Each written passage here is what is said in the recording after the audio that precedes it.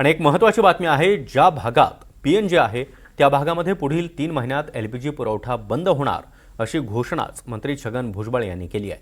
शेवडीमध्ये LPG cylinder घेण्यासाठी लोक सकाळपासूनच रांगा लावतात। दरम्यान पीएनजी 3 महिन्यामध्ये पीएनजी लोकांपर्यंत जास्तीत जास्त कसा पोहोचवणार याचं मोठं आव्हान आता शासनासमोर उभं आहे। दरम्यान नागरिकांसोबत संवाद साधला आमचे प्रतिनिधी ऋत्विक गणकवार यांनी। अन्न व नागरी पुरवठा मंत्री छगन भुजबळ यांनी एक चिंताजनक वक्तव्य केलेलं आहे। पुढील 3 महिन्यांमध्ये एलपीजी जो गॅस आहे, जी गॅसची टाकी आहे ती बंद होण्याची शक्यता आहे। त्यांच्या वक्तव्यामुळे कुठेतरी चिंता जी आहे ती पसरलेली आहे। एकंदरीत आपण बघतोय की मुंबईमध्ये सध्या लोकांची काय अवस्था आहे। आता मुंबईच्या एका भागामध्ये आहोत आणि आपण बघतोय की मोठ्या रांगा ज्या आहेत ते या ठिकाणी लागलेल्या आहे। लोकांकडे हा एलपीजी नाही आहे, त्याच्यामुळे ते सकाळपासूनच या ठिकाणी रांगेमध्ये उभे आहेत। त्यांचा दूरपर्यंत नंबर लागत नाही आहे, जवळपास 100 मीटरची रांग लागलेली आहे। आपण लोकांशी बातचीत करणार आहोत।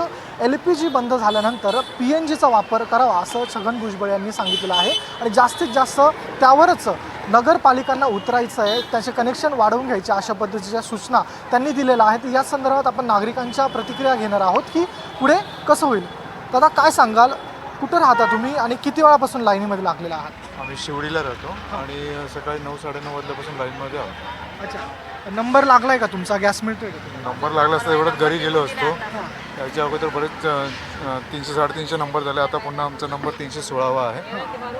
परत आता नंबर मिळाला, दुसरी गाडी आलेली आहे, त्याच्यामध्ये नंबर लागेल अशी शक्यता आहे। थोड्या वेळापूर्वीच छगन भुजबळ यांनी एक पत्रकार परिषद घेतली आणि त्यामध्ये त्यांनी असं म्हटलंय की एलपीजी जो आहे त्याचा पुरवठा बंद होऊ शकतो पुढील 3 महिन्यांमध्ये, त्यामुळे जास्तीत जास्त पीएनजीवरती यायचं आहे, म्हणजे जो पाईपचा जो गॅस आहे त्याच्यावरती यायचं आहे। याकडे कसं बघता तुम्ही? तुमच्या इकडं पाईपची सोय होऊ शकते का? नाही, आम्ही चाळीत राहतो, त्यामुळे पाईपची सोय तिथे होऊ शक्य नाही।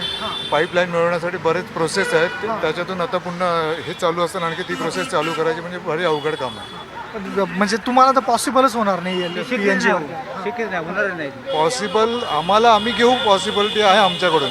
गव्हर्नमेंट किती हेल्प करणं ते पण महत्त्वाचं आहे। झोपडपट्टीत कशी देणार? झोपडपट्टी देऊ शकत नाही ती। तुम्ही कुठं राहायला? आम्ही काय चौकी राहायला काळा चौकीला. काय मग तुम्ही किती वेळापासून इथं उभे आहात आणि पाईपलाईन गॅस घेणं शक्य होईल का तुम्हाला?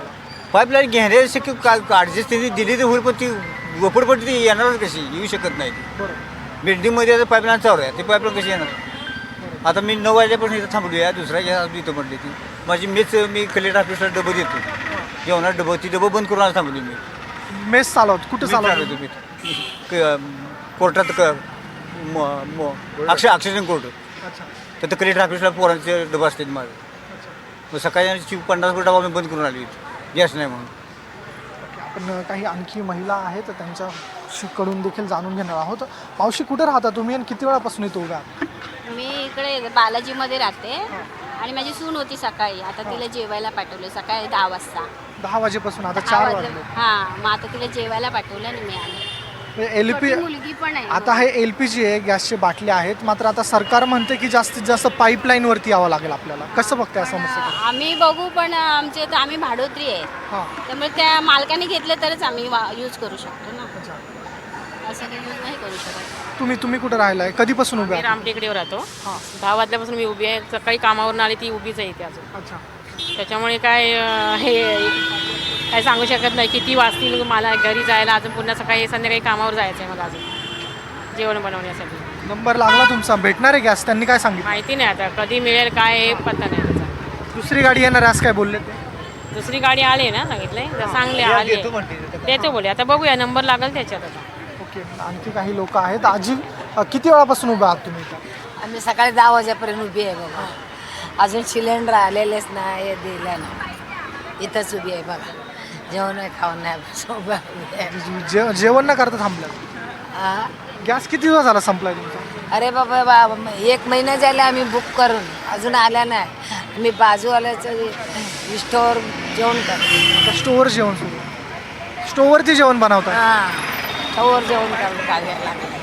आपण बघितलं मोठ्या संख्येनं नागरिक या ठिकाणी आहेत आणि सर्व जे नागरिक आहेत ते स्लम एरियामध्ये राहणारे आहेत। त्यामुळे आता जे छगन भुजबळ यांनी सांगितलेलं आहे की PNG वरती यायचं आहे, तर PNG वरती कसं येणार हा प्रश्न उपस्थित होतो आहे. जास्तीत जास्त करून लोकांनी PNGचाच वापर करावा अशा पद्धतीच्या सूचना ज्या आहेत पुढील 3 महिन्यामध्ये करण्यात आलेल्या आहेत. आता हे कसं ग्राउंडवरती शक्य होतं आहे हे पाहणं महत्त्वाचं ठरेल. मात्र छगन भुजबळ यांची जी घोषणा आहे ती चिंताजनक असल्याचं पाहायला मिळतं आहे. कॅमेरा पर्सन अरविंद मोरेंसह निवृत्ती गणाकवार, NDTV मराठी, मुंबई.